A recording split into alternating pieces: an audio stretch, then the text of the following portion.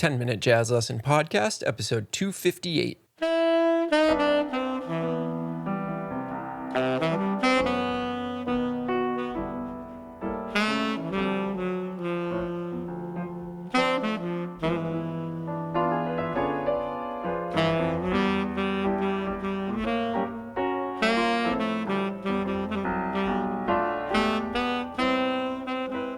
Hey everybody, welcome back into episode 258 of the 10-Minute Jazz Lesson Podcast. Wonderful to have you all back.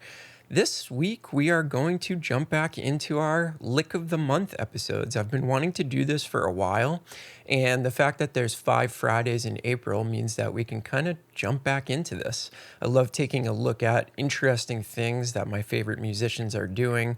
We did this for a long time, and I really want to bring it back because I think studying solos is one of the best ways to get better as a jazz musician.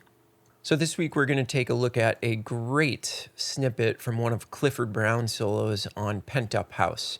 But before we jump into the show, as always, I've got some shout outs. These are the people that have joined our Patreon site in the past week.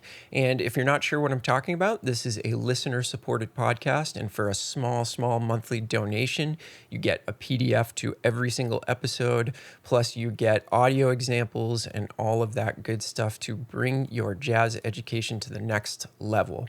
So if you want to check out that membership, see what you get, and support the show, you can go to our website, 10minutejazzlesson.com, click on one of the Patreon banners, and you will be able to see all of the tremendous benefits that you will get for either $3 or $5 a month. So I want to first thank the new $3 members. Thank you to Evan and Alan. And then I want to say a big shout out to all the $5 members that signed up this week. Thank you to Andrea, John, Edsel, and Mike. Thank you guys so much for joining up. Hope you're enjoying your benefits over there. And remember, if you want to join the over 300 members we have on Patreon, 10minutejazzlesson.com, click on one of the Patreon banners, and you get instant access to all of that stuff. Now, I also want to take a second and let you know some big news in my world. My wife and I actually had a baby this week. So we're really thrilled, and some things are going to be a little bit different around here. I'm going to start batching these episodes together.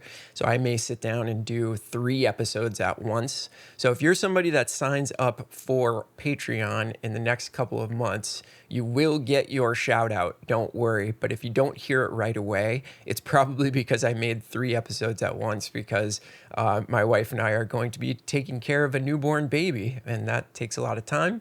So I've got to make these episodes whenever I can. And I know all of you parents out there know how that goes. So if you did sign up and you don't hear a shout out, don't worry. I will give you your shout out. It just might take a while. All right, so let's jump into today's episode. So we did an episode way back on Clifford Brown, and he's somebody that I have been getting back into. I go through these phases where I don't listen to a musician for a while, and then I kind of binge on their music.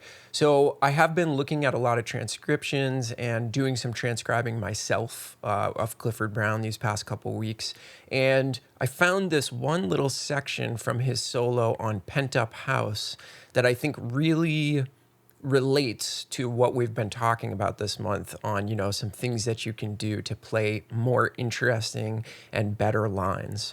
So what I've done is I've pulled out about this 12-bar section right at the beginning of his solo, and I want to talk about a few things from it.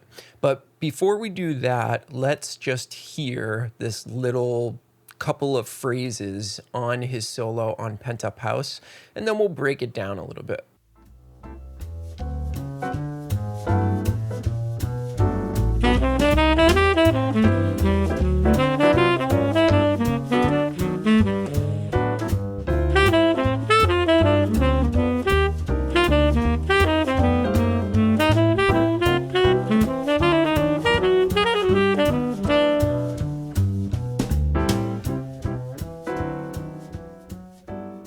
such fantastic playing. Clifford Brown is just second to none when it comes to bebop players. So let's take a look at a couple things. The first thing I want you to notice is how often Clifford Brown starts on an upbeat. So how often he uses the syncopation to his advantage. You'll notice he comes in initially on the and of 2. And then there are 6 other places in just this little snippet of music where he comes in on an upbeat. He comes in on an and. And if you remember last week, this is exactly what we were talking about. We took a line and we wrote it in all eighth notes. And then what we went through and we did was we edited it a little bit, right? And we took out some of those notes that were on the beats, and it creates this whole other musical world when there's a lot more syncopation present as opposed to always playing on the beat.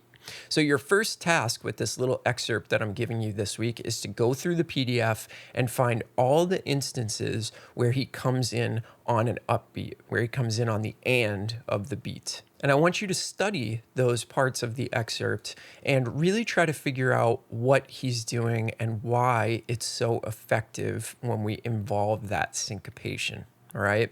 Now, the second thing I want to look at in this little snippet is he does this really cool thing where he creates a little motif where he either comes in on the and of 1, the and of 3, or even sometimes the and of 2, and he plays a 3-note fragment, a 3/8 note little phrase.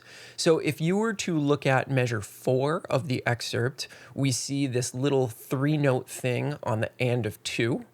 Then when we start going deeper into the excerpt in measure 6, we see those 3-note fragments happen on the and of 1. Then we also see it on the and of 3. Now, if we look a little bit further in measure 8, we see that happen again.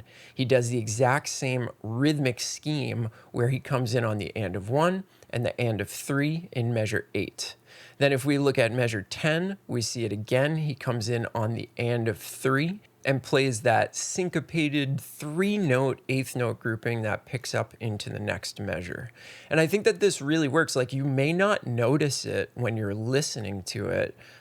It may not jump out at you, but the cool thing is that he's creating this effect that you might not notice, but actually makes his solo just so much more interesting. And these master musicians, they do stuff like this all the time, where you're not consciously thinking when you're listening, oh, he's doing these little 3-note, eighth note fragments that always come in on the upbeat. But if that weren't present, the solo wouldn't be nearly as interesting as it ends up being. These little subtle things that these master musicians do to make their solos just so much more compelling. And it is these things that make us think of them as master musicians at the end of the day. So Clifford does stuff like this all the time. This is just one example of it. Okay, so those are the things that I want you to check out. Now, let me play the excerpt just one more time for you. And as you read through the PDF while I'm playing it, I want you to notice those 2 things that I've mentioned. Just how many times he comes in on the upbeat. And then I want you to notice all those little 3-note segments that he kind of peppers through the entire excerpt. Let's check that out.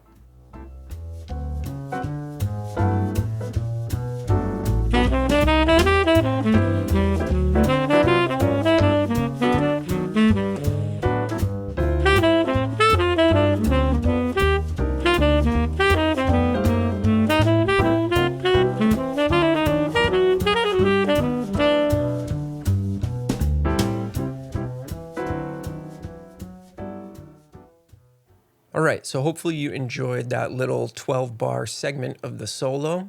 What I am going to do is I'm going to actually include the full transcription. I ended up transcribing this entire solo. So for the Patreon members, I am going to drop the full transcription on the site. I'm also going to include a backing track for Pent House for all the $5 members. And what I want you to try to do is, after you've studied this and you feel like you have a good handle on what Clifford Brown is doing, and maybe you've studied the entire transcription and realized some other things, I want you to try to write like a one chorus etude over Pent Up House and try to use some of these concepts. So try to use a lot of syncopation, try to use a lot of entrances on the upbeats. And you could even take that little 3-note, eighth note idea, and you could do a little something with that. But I want you to try to synthesize this information that we talked about in this episode and maybe try to apply it a little bit. It may not be the most fantastic thing that you've ever done in your life, but that's okay. It's all about taking information and trying to do your own thing with it. And some of that knowledge and some of these ideas might be brand new to you, and it will start to rub off into your own playing. We have to take that action step of not only studying the material, but actually using it and starting to put it into our brain in a way that we can actually recreate it in real time. And that's what this is going to be all about. All right. So I hope you enjoy that. Remember, if you want the PDF, go to 10minutejazzlesson.com, click on one of the Patreon banners. It will bring you over. You can sign up and get instant access to every episode that we've ever done, all those materials. Thank you to everybody who has signed up, and I will be seeing you all. You'll be hearing from me next Friday with a brand new episode. Hope you're all doing well out there, staying safe and healthy, and we'll talk to you soon. Have a good weekend. Bye.